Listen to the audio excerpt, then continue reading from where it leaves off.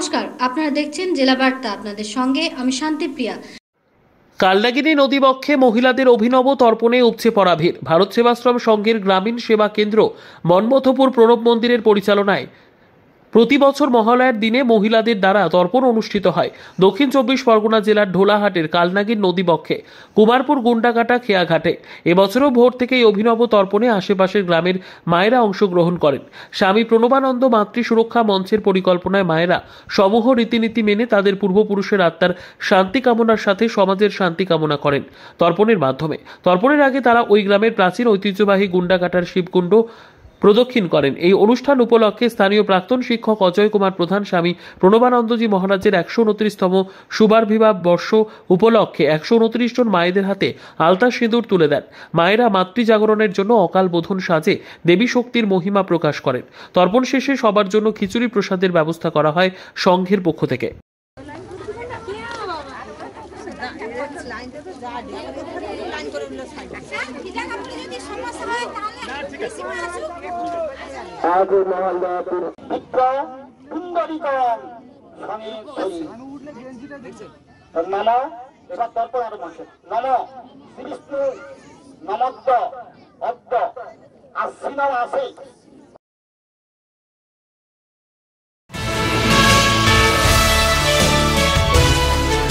মহালয়ার রাতে বোলপুর থানার পুলিশের বড়সড় সাফল্য।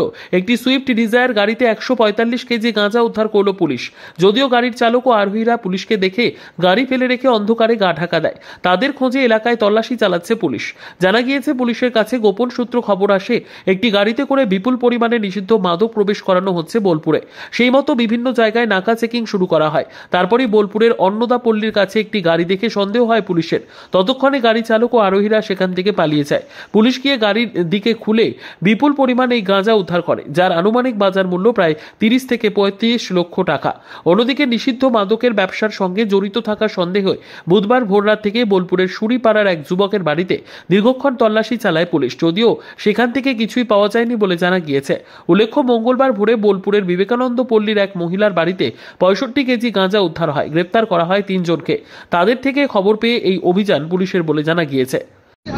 বোলপুর থানার অঞ্চলেতে আমরা প্রথম দিনে প্রায় 56 কেজি এবং পরের দিনে প্রায় 140 কেজি মতো গাঁজা রিকভার করেছি।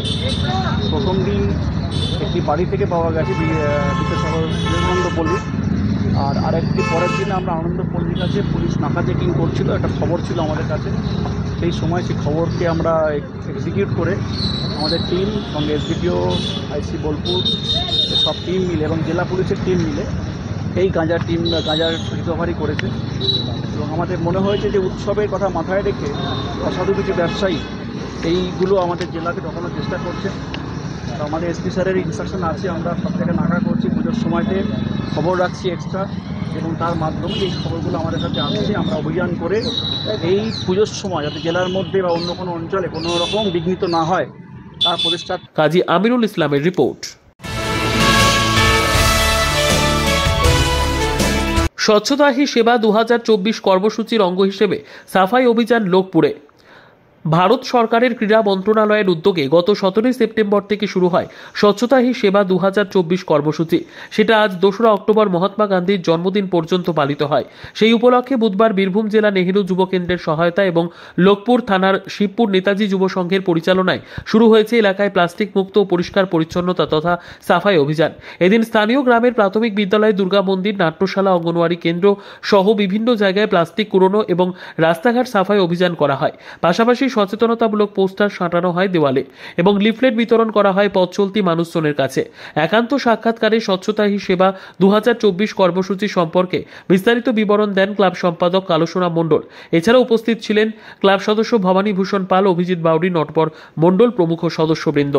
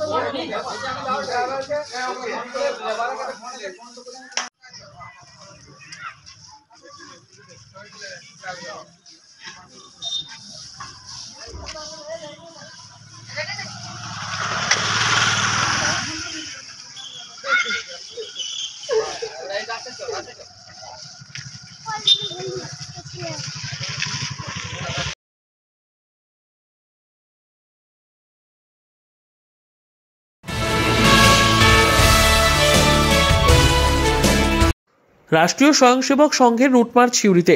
প্রতি বছরের মতো এবারেও রাষ্ট্রীয় স্বয়ংসেবক সংঘ বা আরএসএস এর রুটমার্চ বা পথ সঞ্চালন হলো সিউড়িতে। মহালয়ার পূর্ণ লগ্নে আজ সকালে প্রথমে সিউড়ি রেড রোজ ক্লাব প্রাঙ্গণে বাঁশির সুরে ধ্বজ উত্তোলন করে প্রার্থনা করা হলো এবং তারপর বাসস্ট্যান্ড হয়ে সিউড়ি শহর পরিক্রমা করে শেষ হলো ওই প্রাঙ্গণেই।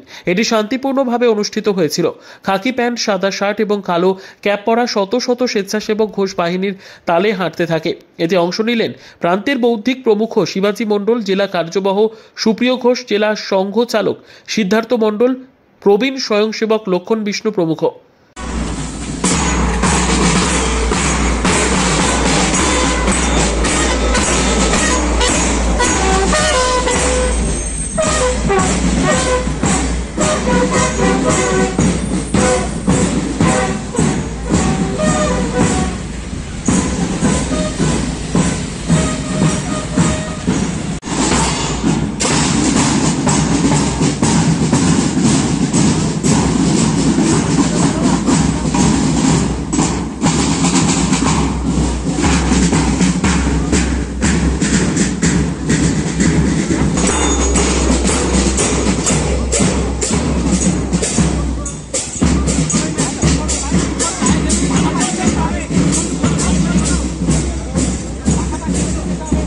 মোহাম্মদ আমিন নাসিদ ও পতিত পাবন বৈরাগ্যর রিপোর্ট। নিয়ে নিচ্ছে একটি ছোট্ট বিরতি। ফিরে আসছি বিরতির পর। সঙ্গে থাকুন ভয়ের সঙ্গে নির্ভয়ে। সিউড়িতে অত্যাধুনিক চিকিৎসা পরিষেবা নিয়ে এলো সৃজন পলিক্লিনিক। ওষুধের দোকান সহ অত্যাধুনিক মানের প্যাথোল্যাব, কম্পিউটার তথা অত্যাধুনিক মেশিনে রক্ত, মল, মূত্র ও থাইরয়েড পরীক্ষার সঙ্গে এখানে রয়েছে বিশিষ্ট চিকিৎসকদের বসার চেম্বার। রোগীদের স্বাচ্ছন্দ্যের কথা ভেবে সম্পূর্ণরূপে এসি নিয়ন্ত্রিত সৃজন পলিক্লিনিকে রয়েছে বসার সুবন্দোবস্ত, বিশুদ্ধ পানীয় জল ও টয়লেটের ব্যবস্থা। এখানে বসছেন সিউড়ি সদর হাসপাতালের বিশেষজ্ঞ চিকিৎসক সহ অন্যান্য শহর ও হাসপাতালের বিশিষ্ট চিকিৎসকরা। সৃজন পলিক্লিনিক ও প্যাথোল্যাব, সিউড়ি, বীরভূম। সিউড়ি সদর হাসপাতালের পাশে ফাঁড়ি ঘরের উল্টো দিকে। Mobile number 8373071019, 9474437713, 9434326822। ফিরে এলাম বিরতির পর। গান্ধী জয়ন্তীতে আইনি সচেতনতা শিবির সিউড়ির নগরী স্কুলে। সারা ভারতবর্ষের সঙ্গে বীরভূম জেলাতেও আজ 2রা অক্টোবর গান্ধী জয়ন্তী পালিত হল যথাযোগ্য মর্যাদায়। সিউড়ি 1 নম্বর ব্লকের অন্তর্গত নগরী হাই স্কুলে আজ মহাত্মা গান্ধীর ছবি নিয়ে পদযাত্রা শেষে মাল্যদান করা হলো। এরপর জেলা আইনি পরিষেবা কর্তৃপক্ষের উদ্যোগে আইনি সচেতনতা শিবির অনুষ্ঠিত হলো আজ। বিস্তারিত আলোচনা হলো বাল্যবিবাহ, নারী পাচার, শিশুশ্রম, সাইবার ক্রাইম ইত্যাদি বিষয়। উপস্থিত ছিলেন জেলা আইনি পরিষেবা কর্তৃপক্ষের সচিব ও জজ নিরুপমা দাস ভৌমিক, পার্শ্ব আইনি সহায়ক মোহাম্মদ রফিক এবং ওই স্কুলের সমস্ত ছাত্রছাত্রী, শিক্ষক, শিক্ষিকা ও কর্মী। বিস্তারিত জানালেন প্রধান শিক্ষক শীর্ষেন্দু রায়চৌধুরী।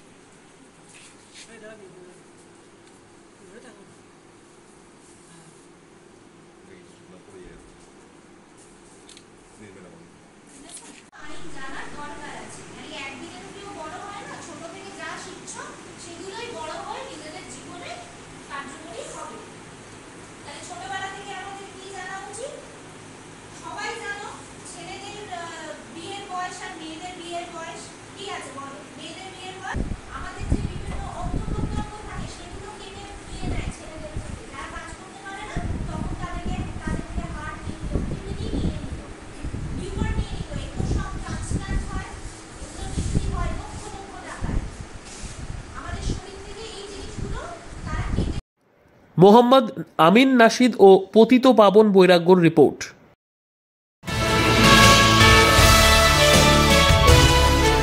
শান্তিনিকেতন ক্লাব মোড়ে অবস্থান সত্যাগ্রহ। আজ 2রা অক্টোবর জাতির জনক মহাত্মা গান্ধীর জন্মদিন।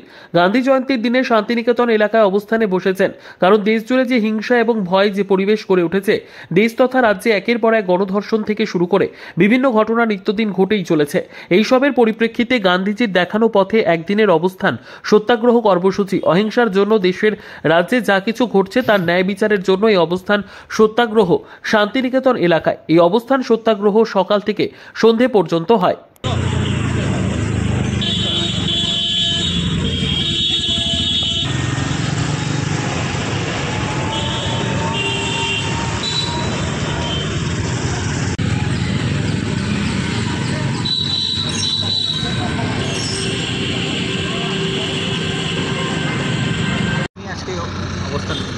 আজকে গান্ধী জয়ন্তী, আর আমরা সবাই জানি যে গান্ধীর সাথে রবীন্দ্রনাথের কী সুন্দর একটা সম্পর্ক ছিল। প্রথম গান্ধী ছাত্রদের নিয়ে এখানেই এসেছিলেন। তো আজকে সারা দুনিয়া জুড়ে যে ভয়ঙ্কর হিংসার পরিবেশ আমরা দেখছি, হিংসা এবং ভয়, যেটা আমাদের দেশেও আছে, আমাদের রাজ্যেও আছে, একের পর এক গণধর্ষণ, তারপর মব লিঞ্চিং, এই যে ঘটনাগুলো। কাজী আমিরুল ইসলামের রিপোর্ট। উৎসবের অর্ঘ্য রক্তদান। আজ মহালয়া। এই মহৎ দিনটিকে স্মরণ করে বীরভূম পুলিশ তথা ইলামবাজার থানার যৌথ উদ্যোগে একটা রক্তদান শিবিরের আয়োজন করা হয়েছিল। এই স্বেচ্ছায় রক্তদান শিবিরে বোলপুরে অতিরিক্ত পুলিশ সুপার রানা মুখোপাধ্যায় নিজেই রক্তদান করে এই রক্তদান শিবিরের শুভ সূচনা করেন। এছাড়াও ইলামবাজার থানার ওসি দেবাশিস পণ্ডিত সহ অন্যান্য থানার আধিকারিকরা রক্তদান শিবিরে অংশগ্রহণ এবং স্বেচ্ছায় রক্তদান করেন। প্রায় 61 ইউনিট রক্ত সংগ্রহ করে এই রক্ত বোলপুর ব্লাড সেন্টারে দেওয়া হয়। আমাদের সম্মানীয় এডিশনাল এসপি মহাশয় তিনিও রয়েছেন, আমাদের অত্যন্ত প্রিয়জন, আমাদের নুলদাকে সম্মানিত করা হচ্ছে।